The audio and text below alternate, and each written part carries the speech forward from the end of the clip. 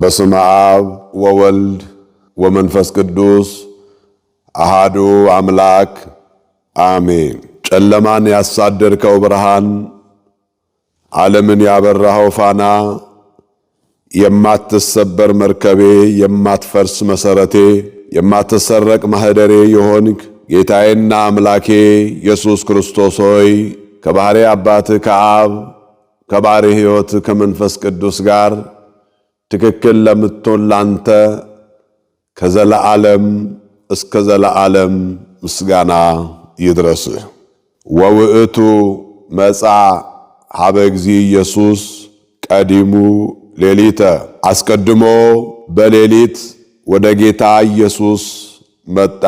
የዮሐንስ ወንጌል ምዕራፍ 3 ቁጥር 2 ላይ ተጽፎ የምናገኘው የሕያው የእግዚአብሔር ቃል የዕለቱ ርዕሳችን ይሆናል።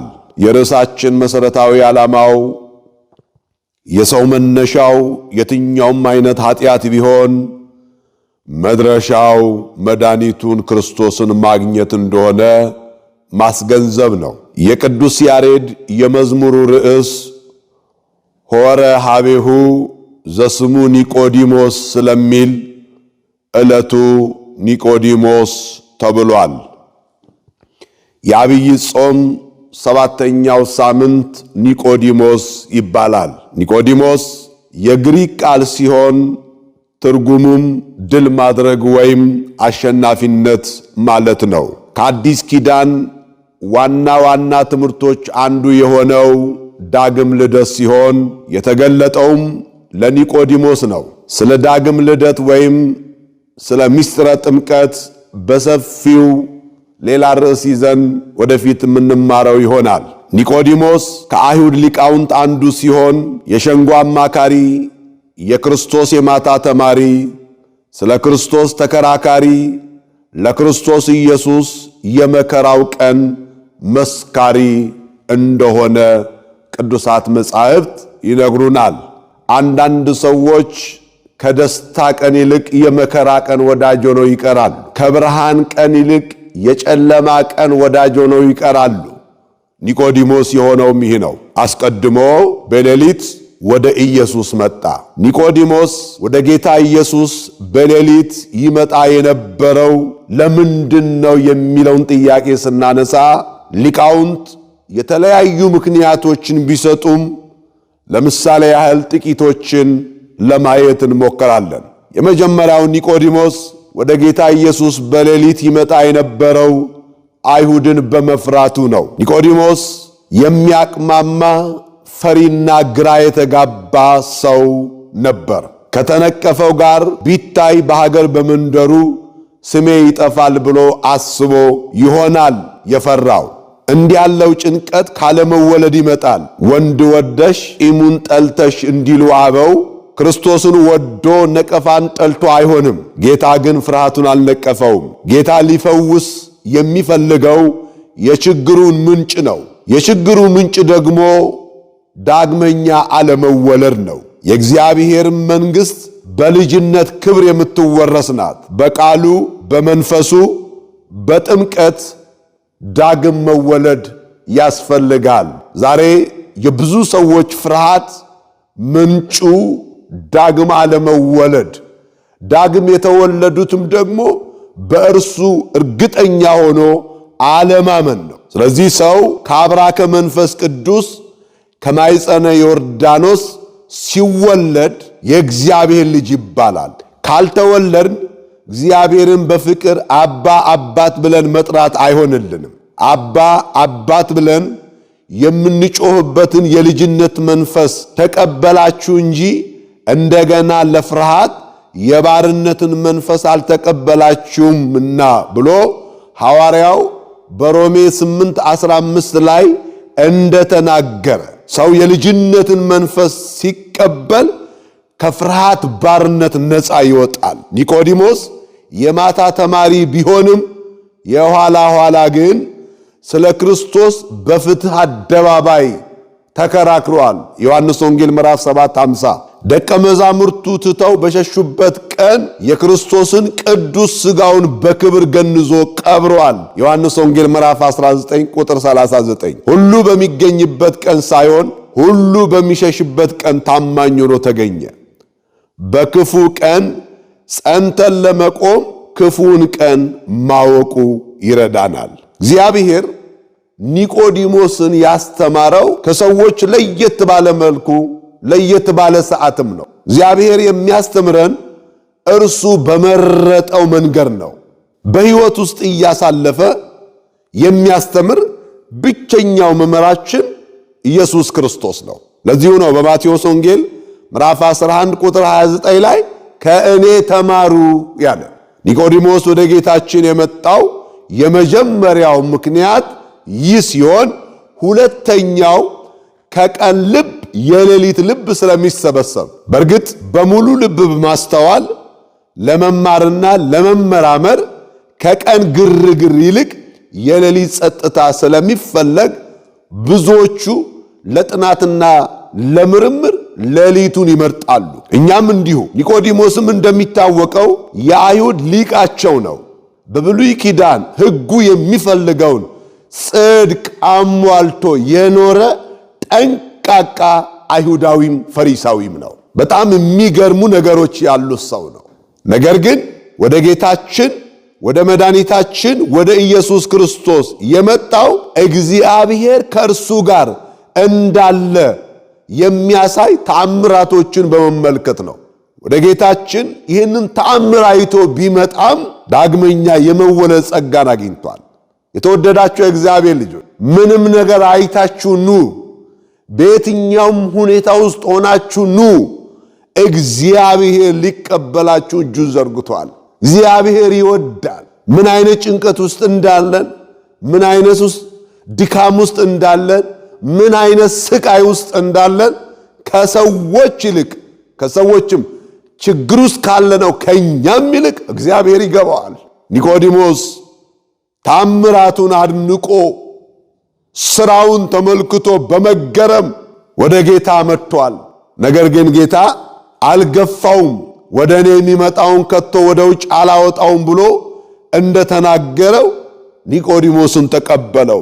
ሲቀበለው ግን በተአምራቱ መንገድ አይደለም። ኒቆዲሞስ ጌታችን ኢየሱስ ክርስቶስ እውነት እውነት እልሃለሁ ሰው ዳግመኛ ካልተወለደ በቀር የእግዚአብሔር መንግሥት ሊያይ አይችልም አለው። ዮሐንስ ወንጌል ምዕራፍ 3 ቁጥር 3 ላይ። በእርግጥ ኒቆዲሞስ የአይሁድ አስተሳሰብና ሃይማኖታዊ ፖለቲካ የዘለቀው ሰው ስለነበር የእግዚአብሔርን መንግሥት መሠረታዊ እውነቶች ለጊዜው መረዳት አልቻለም። ሊማረው የሚገባው ከጌታ ነውና በጌታ እግር ስር ቁጭ ብሎ መማር ጀመረ። ጌታችንም የሚመጡትን በፍቅር ተቀብሎ ማስተማር ይችላል። የኛ አምላክ ምስጢር መግለጥ ሥራው ነው።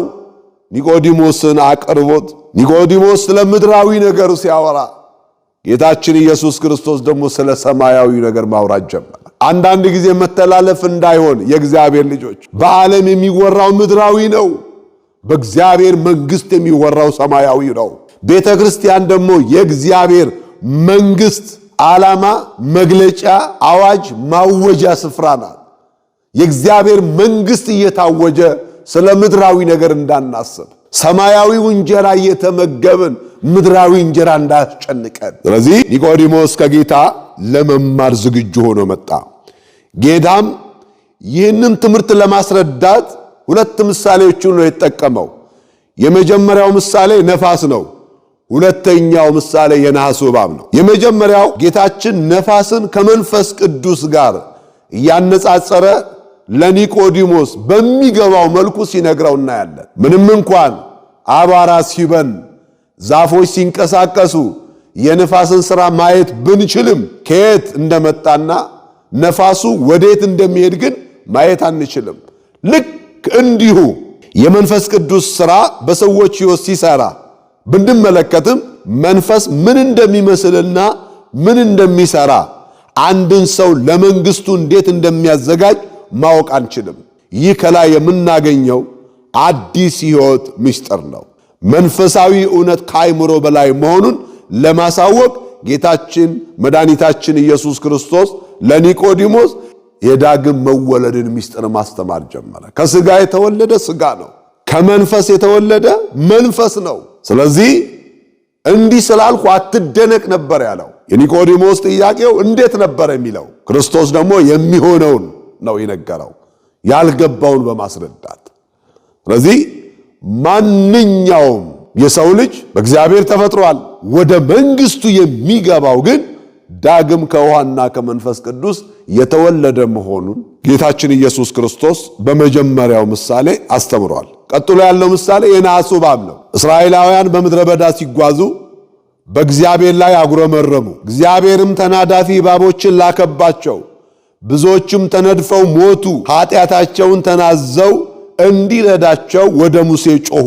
እግዚአብሔርም ከነሐስ የተሠራ እባብን በዓላማ ላይ እንዲሰቅል ለሙሴ ነገረው። እባቡ የነደፋቸው ሁሉ ወደ ተሰቀለው እባብ በእምነት ሲያዩ ዳኑ ይለናል ኦሪት ዘኍልቍ ምዕራፍ 21 ቁጥር 5 እስከ 9 ባለው የመጽሐፍ ቅዱስ ክፍል ላይ።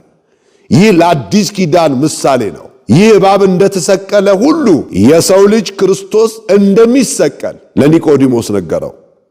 የነሐሱን እባብ ያዩት ሁሉ እንደዳኑ በእርሱ የሚያምን ሁሉ እንዲድን እንጂ እንዳይጠፋ የእግዚአብሔር ልጅ ክርስቶስ ስለ ሁላችን ተሰቀለ። በሞቱ በትንሣኤውና በእርገቱ በሞት በሰይጣንና በኃጢአት ላይ ድልን ተቀዳጅ። ስለዚህ ክርስቶስ በእርሱ ለሚያምኑት ሁሉ የዘላለም ሕይወትን ሊሰጥ የሚችል አምላክ እንደሆነ ቅዱስ ጳውሎስ በዕብራውያን ምዕራፍ 2 ቁጥር 14 ላይ ይገልጻል። ለእርሱ ከዘላለም እስከ ዘላለም ክብር ይግባው፣ አሜን። ሦስተኛው ኒቆዲሞስ በሌሊት ወደ ጌታ ይመጣ የነበረው ለምንድን ነው ካል ጊዜ የለኝም ለሚሉ ምክንያት ለማሳጣት ነው። በዚህ ውስጥ 3 ንዑሳን ርዕሶችን እንመለከታለን። የመጀመሪያው ባለጸጎች ነንና ሥራ አለብን፣ ጊዜ የለንም። ሀብትን የሰጣችሁ እግዚአብሔር ከሱ እንድትርቁ አይደለም፣ በሀብቱ እንድታገለግሉት በጸጋው እንድታገለግሉት ነው። ሊቁ ቅዱስ ዮሐንስ አፈወርቅ ሀብትን አንቃወምም፣ ባለጠግነትን አንቃወምም፣ ነገር ግን ባለጠግነትን ተከትሎ የሚመጣ ከበስተጀርባ ያለውን ወንጀልን እንጂ ብሎ እንደተናገረ የእግዚአብሔር ቸርነት ባለጠጋ ያደረጋቸው ብዙ ሰዎች አሉ። ጠቢቡ ሰሎሞን ምሳሌ ላይ የእግዚአብሔር ቸርነት ባለጠጋ ያደርጋል፣ እግዚአብሔር በልግስናው ብዙዎችን ባለጠጋ አድርጎናል። ነገር ግን ስንቶቻችን በእጃችን ያለው ገንዘብ ለኛ ብቻ እንዳልሆነ ስንቶቻችን ተረድተናል? እግዚአብሔር ለኛ የሚሰጠው በድሆች በኩል ሊቀበል መሆኑስ፣ በችግረኞች በኩል ሊቀበል መሆኑስ፣ በተራቡ ሰዎች በኩል ሊቀበል መሆኑን ስንቶቻችን እንረዳው ይሆን? አንዳንዶቻችን የተቀበልነውን እኛ ጋር እንዳናስቀር ለሌሎቹም እንድናካፍል እግዚአብሔር ሀብታምን ባለጠጎችን በምድሪቱ ላይ ያሳየናል። ስለዚህ የብልጥግና ወይም የሀብት ምንጩ እግዚአብሔር ሲሆን ጥሩ ነው። ምክንያቱም እግዚአብሔር ቸር ስለሆነ። እግዚአብሔር ሁሉን ባለጠጋ አያደርግም። ይችላል እኮ በምድር ላይ አሁን ባለጠጋና ድሃ፣ የተማረና ያልተማረ እንዲህ አይነት ኑሮች የመጡት ለምንድን ነው? አቻችሎ ለማኖር ነው። ባለጠጎች ለድሆች ያስፈልጓቸዋል፣ ድሆች ደግሞ ለባለጠጎች ያስፈልጓቸዋል። እርስ በርሳችን እንድንመጋገብ እንድንረዳዳ ነው።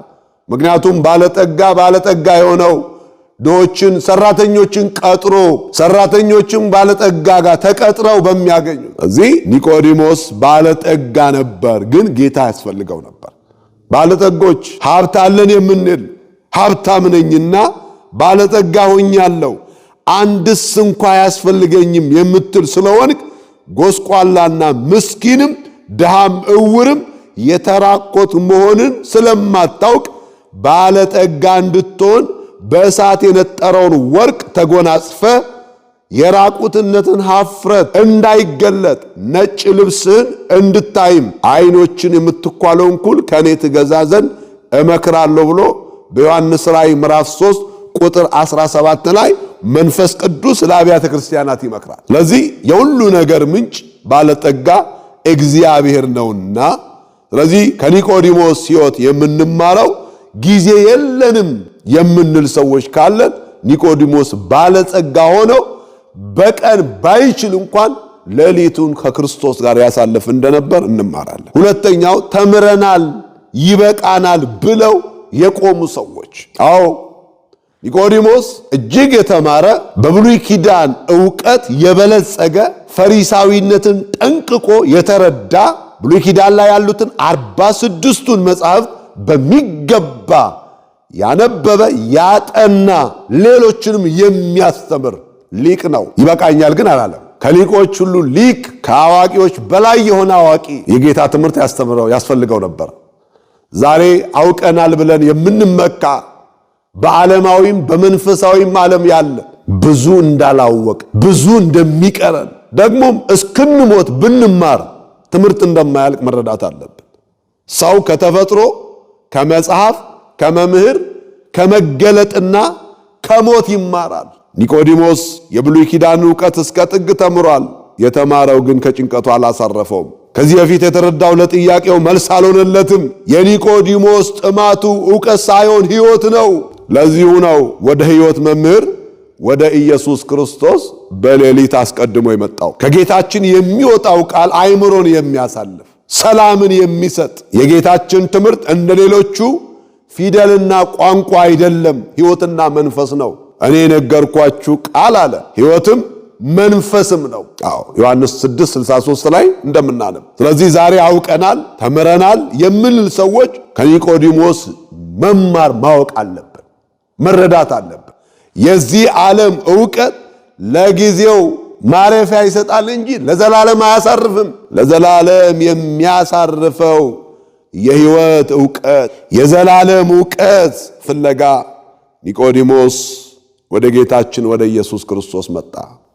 ዕውቀት ያስፈልጋል ለሰው ልጆች። ምክንያቱም መጽሐፍ ሕዝቤ ዕውቀትን ከማጣቱ የተነሳ ጠፍቷል ነው የሚለው። የትኛው ዕውቀት? ዓለማዊ ዕውቀትማ ይኸውና እየተጠቀመበት ነው፣ እየበላ ነው፣ እየጠጣ ነው፣ እየኖረ ነው። ነገር ግን የጠፋው ከመንፈሳዊ ዕውቀት ነው። ጌታችን መድኃኒታችን ኢየሱስ ክርስቶስም በዚህ በማቴዎስ ወንጌል ምዕራፍ 22 ቁጥር 29 ላይ መጻሕፍትንና የእግዚአብሔርን ኃይል ስለማታውቁ ትስታላችሁ ነው ያለው። ትስታላችሁ። እንዳንስት የሚያስፈልገን የሕይወት ዕውቀት ነው፣ የዘላለም ዕውቀት ነው። ቅዱስ መጽሐፍም የሚነግረን ይህንን እውነት ነው። ለዚህ ክርስቲያኖችም እንዲያውቁት እንዲረዱት የሚፈለገው እውነት ነው። ከዕውቀት ሁሉ የሚበልጥ ዕውቀት ደግሞ በዮሐንስ ወንጌል ምዕራፍ 17 ቁጥር 3 ላይ የዘላለም ዕውቀት ጌታችን መድኃኒታችን ኢየሱስ ክርስቶስ በዚሁ ምዕራፍ ቁጥር 3 ላይ እውነተኛ አምላክ ብቻ የሆን አንተን የላከውንም ኢየሱስ ክርስቶስን ያውቁ ዘንድ ይህች የዘላለም ሕይወት ናት። ዕውቀት ይሄ ነው። እግዚአብሔርን ማወቅ የዘላለም ሕይወት። ስለ እግዚአብሔር ማወቅና እግዚአብሔር ራሱን ማወቅ ይለያያል። ስለ እግዚአብሔር ፈላስፎች ያውቃሉ ካነበቡት ተነስተው። ስለ እግዚአብሔር ሃይማኖት የሌላቸው ያውቃሉ፣ ምክንያቱም መጽሐፍ ሁሉ በእጃቸው ነው። የኔ ቢጤዎቹም በር ላይ ቁጭ ብለው ስለ እግዚአብሔር ብለው ይለምናሉ። እግዚአብሔር ራሱን ግን ማወቅ የዘላለም ዕውቀት ነው፣ የሕይወት ዕውቀት ነው። ለዚሁ ነው አንተንና የላከውን ኢየሱስ ክርስቶስን ያውቁ ዘንድ ይቺ የዘላለም ሕይወት ናት። እርሱን ማወቅ የዘላለም ሕይወት እንዲሆንልን የኒቆዲሞስ ሕይወት ያስተምረናል። በእርግጥ ዕውቀት መልካም ነው። ዓለም የተለወጠው በትምህርት ነው። ነገር ግን ወደ ክርስቶስ ካልመጣን የያዝነው ዲግሪ፣ ማስተርስ ዲግሪ፣ ዶክትሬት ዲግሪ አያሳርፈንም። የሚያሳርፈን የዘላለም ሕይወት የሆነው ኢየሱስ ክርስቶስ ነው። በትምህርት ላይም ያላችሁ የጥበብ መጀመሪያ የዕውቀት መጀመሪያ እግዚአብሔርን መፍራት ነው። ሁሉን የሚያውቅ ሁሉን የፈጸመ እግዚአብሔር ብቻ ነው። ሰው ሁሉን አያውቅምና፣ ስለዚህ ሁሉን የሚያውቅ ጌታ ለሰው ያስፈልገዋል ማለት ነው። በኒቆዲሞስ ሕይወት የተማርነው ነው። ሌላው ኒቆዲሞስ በሌሊት ወደ ጌታ የመጣው ለምንድን ነው? ጊዜ የለኝም ለሚሉ ምክንያት ለማሳጣት ብለን በሶስተኛ ደረጃ የምናየው ባለስልጣን ነን ጊዜ የለንም ለምንል። ኒቆዲሞስ የሕዝብ አለቃ ነው። በሸንጎ ፍርድ ላይ በእስራኤል መካከል ተቀምጦ መፍትሄ የሚሰጥ ሃይማኖታዊውንም ፖለቲካዊውንም ስልጣን ተቆጣጥሮ የሚመራ ባለስልጣን ነው ኒቆዲሞስ። ሃይማኖታዊውና ፖለቲካዊው ግን አልተቀላቀለበትም። ሁሉንም እንደየሥራው ያስተናግደዋል። የዛሬ ባለስልጣናት ሃይማኖቱና ፖለቲካው ተቀላቅሎብን መንፈሳውያን ሰዎች ቤቱ የሚመራው ሃይማኖቱ የሚመራው በመንፈስ ቅዱስ ነው። ፖለቲካ ደግሞ የራሱ መንገድ አለው።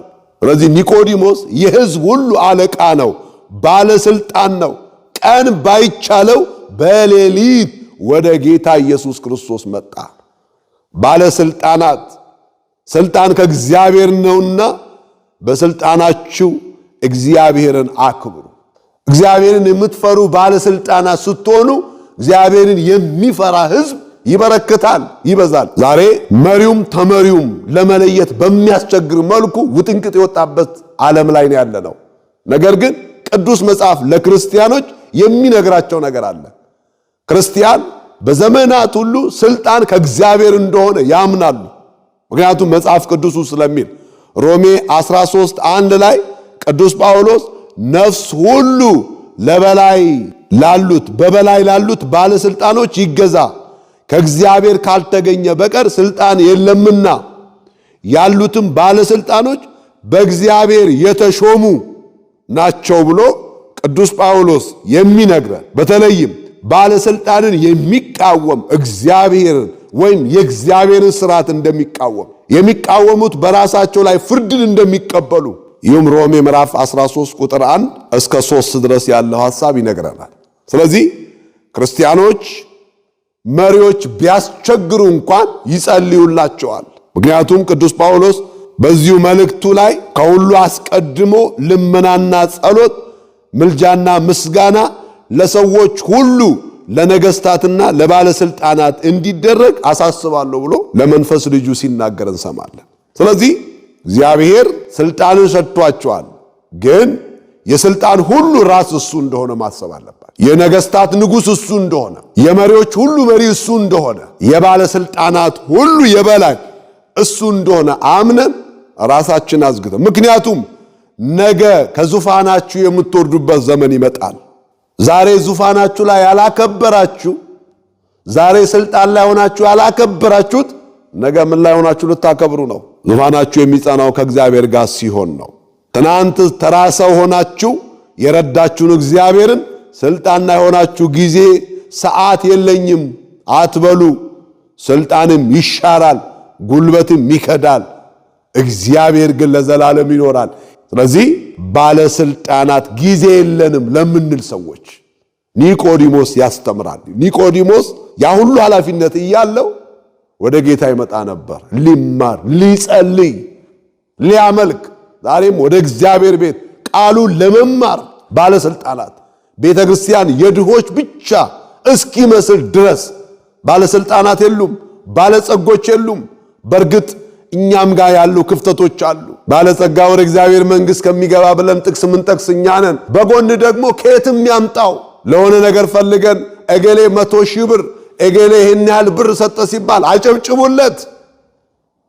እሱን ሳናድነው ገንዘቡን መፈለግ፣ የሱ የሆነውን መፈለግ ለእኛም አይጠቅመንም አያጸድቅምም።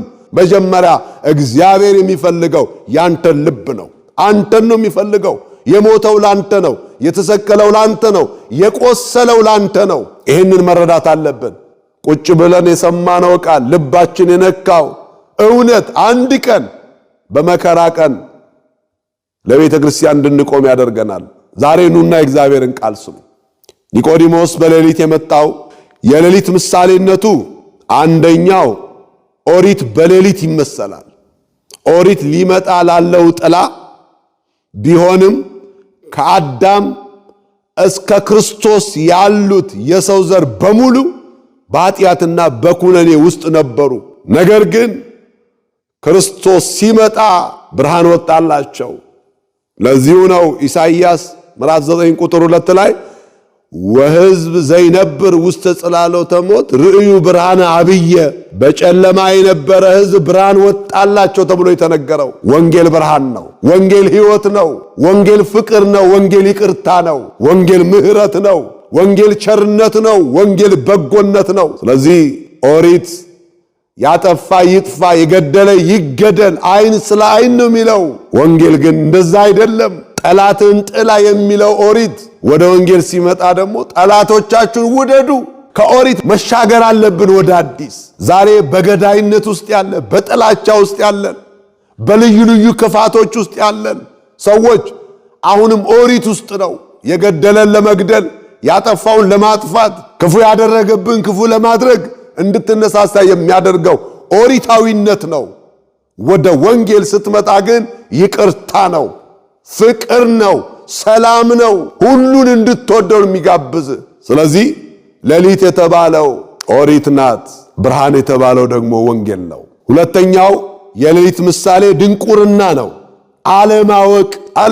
ስለዚህ ኒቆዲሞስ ከነበረው ለሕግ በሚሆነው ዕውቀቱ በብሉይ ኪዳን ዕውቀቱ የተነገረለት ሰው ሌሊት ውስጥ ነበር ያለው። አሁን ግን ወደ ብርሃን መጣ፣ ወደ ዕውቀት መጣ። የዘላለም ሐሳብ ያለው እግዚአብሔር ጋር መጣ። የሚያበራ ዕውቀት ያለው ጋር እግዚአብሔር ጋር መጣ። ይህንን ዕውቀት ነው ዛሬም ባለማወቅ ወንጌልን ባለመረዳት ውስጥ ያለን ሰዎች ካለን እባካችሁ ከድንቁርና ወደ ማወቅ፣ እግዚአብሔርን ወደ መረዳት፣ ሰዎችንም ወደ መረዳት እንድንመጣ የእግዚአብሔር ቃል ይነግረናል። እግዚአብሔርን የተረዳ ሰው ሰውን ይረዳዋል፣ ምክንያቱም ስሪቱን ስለሚያውቅ። ሌሊት ምሳሌነቱ ሶስተኛው ኃጢአት ነው። ኃጢአት በዕብራይስጡ ዓላማን መሳት ወይም መርሳት ነው ተብሎ የሚተረጎመው። በግሪኩ ደግሞ አመጽ ነው። ኃጢአትን የሚያደርግ አመጽን ያደርጋል ብሎ ነው ቅዱስ ዮሐንስ በመልእክቱ የነገረን። በግዕዙ ደግሞ ኃጢአት ማጣት ነው። ማንን ያጣ ነው? እግዚአብሔርን የሚያህል ጌታ፣ ገነትን የሚያህል ቦታ። ሰው በኃጢአቱ አጥቶ ነበር። አሁን ግን ከኃጢአት ወደ ጽድቅ ተመለስን።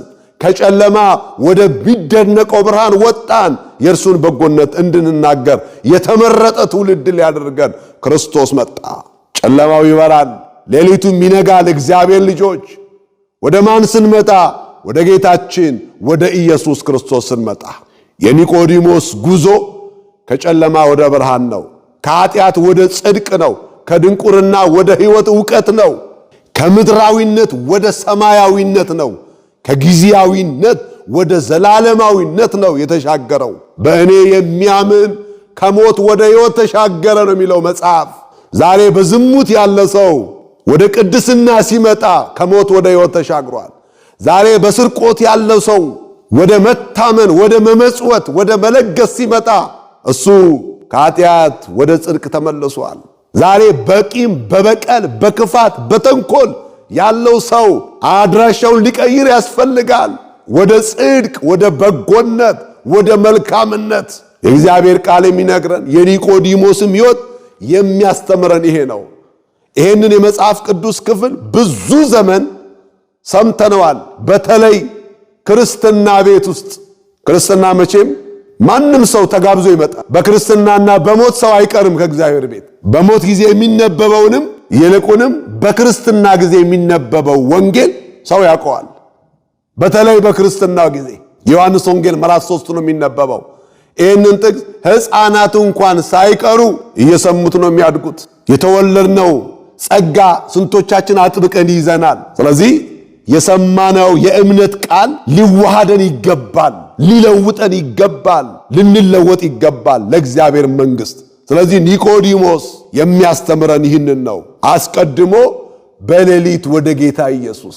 እውነት ነው፣ መሸሸጊያችን ማምለጫችን እሱ ነው። ዛሬ ቀኑ፣ ዛሬ ዘመኑ፣ ዛሬ ሁኔታው አስከፊ ነው። ሌሊቱ እየበረታ እየመጣ ነው። መከራው እየረዘመ እየመጣ ነው። የዓለማችን ሁኔታ ከዕለት ወደ ዕለት አስፈሪ የሆነ እየመጣ ነው። መሸሸጊያችን ጌታ ነው። ወደሱ እንምጣ፣ እናምልጥ ከዚህ ዓለም ቁጣ፣ ከዚህ ዓለም መከራ፣ ከዚህ ዓለም ሞት፣ ከዚህ ዓለም ስቃይ የምናበልጠው ማምለጫችን እሱ ኢየሱስ ክርስቶስ ነው። እፎይ ብለን የምንጠለልበት መጠለያችን እሱ ነው። በመከራ ቀን መሸሸጊያችን እርሱ ነው።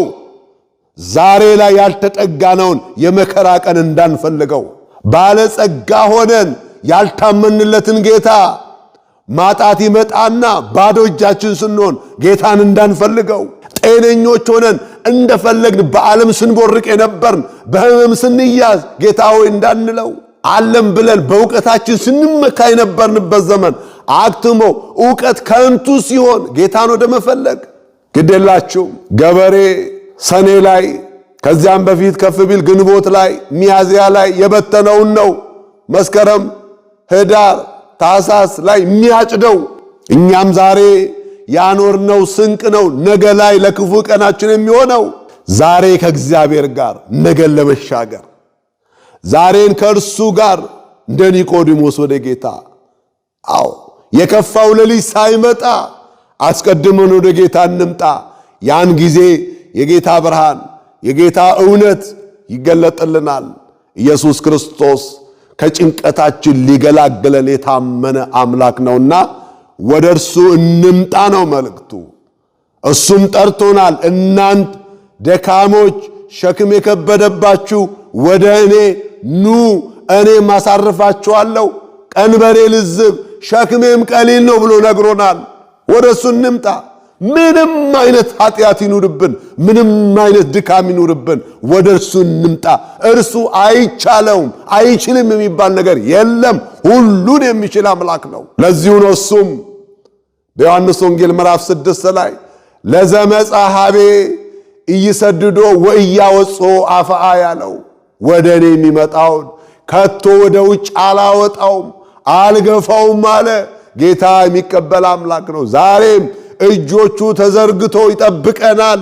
እናንተ ኑ ደካሞች፣ ኃጢአተኞች፣ በብዙ መከራ ውስጥ ያላችሁ ወደ እኔ ኑ ነው የሚለው። ኒቆዲሞስ ለብዙ ነገራችን አስተማሪያችን ነው።